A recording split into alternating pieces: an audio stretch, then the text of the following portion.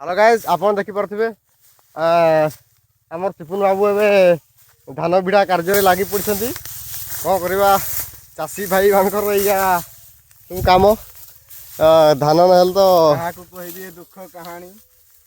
देखि परथिबे हमें धान भिडुजु आ बुटा का सारे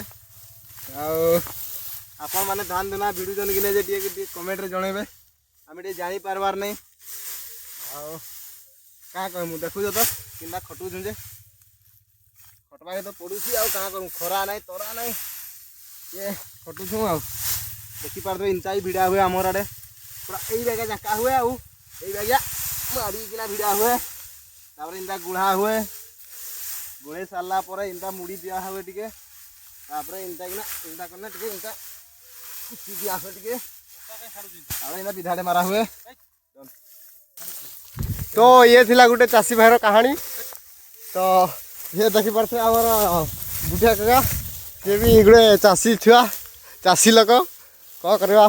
चाषर हमर जीवन कृषि आमे जीविका हमर धान जतो सब हमर धान आसे भिड़वाए पड़बा।